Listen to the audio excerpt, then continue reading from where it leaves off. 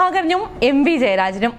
കണ്ണൂരുകാർക്ക് ഏറെ പ്രിയങ്കരായ രണ്ടുപേരാണ് രണ്ട് മുന്നണികളിലായി ഇപ്രാവശ്യം കണ്ണൂരിൽ പോരിഞ്ഞിറങ്ങുന്നത്.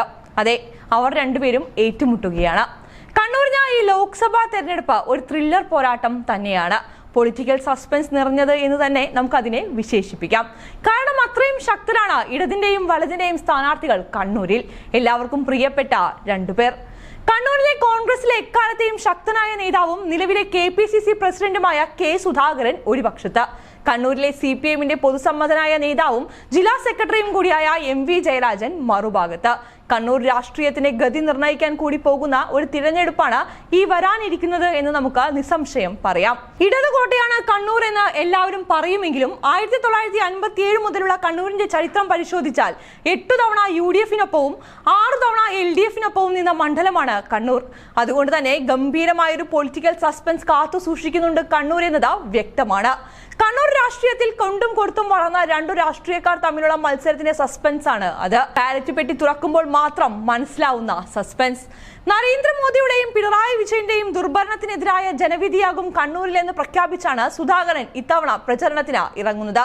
CPIMന്റെ അക്രമ രാഷ്ട്രീയവും ന്യൂനപക്ഷങ്ങൾക്ക് നേരെയുള്ള സംഘപരിവാറിന്റെ അക്രമവും BJP സർക്കാരിനെ എതിരിടാനുള്ള കോൺഗ്രസിന്റെ സാധ്യതയുമാണ് സുധാകരൻ പ്രചാരണത്തിന് ആയുധമാക്കുന്നത്.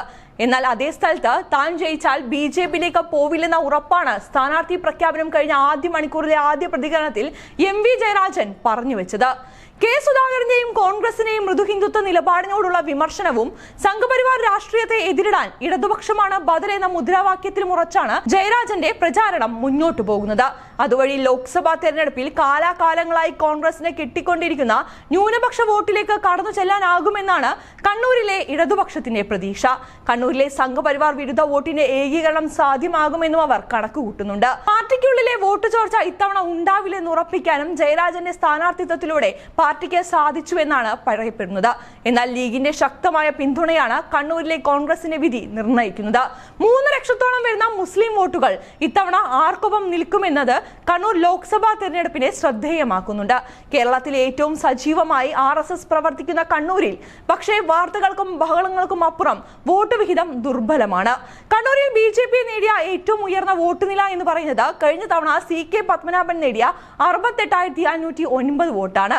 CKP എന്ന BJPയുടെ ഏറ്റവും തലയെടുപ്പുള്ള നേതാവ് മത്സരിച്ചിട്ട് പോലും കണ്ണൂരിൽ നിലം തൊട്ടില്ല BJP. ഇത്തവണ BJPക്ക് വേണ്ടി ഇറങ്ങുന്നത് 2021 നിയമസഭാ തെരഞ്ഞെടുപ്പിൽ ധർമ്മടത്ത് പിണറായി വിജയനെതിരെ കോൺഗ്രസ് ടിക്കറ്റിൽ മത്സരിച്ച DCC സെക്രട്ടറി ആയിരുന്ന C രഘുനാഥാണ്.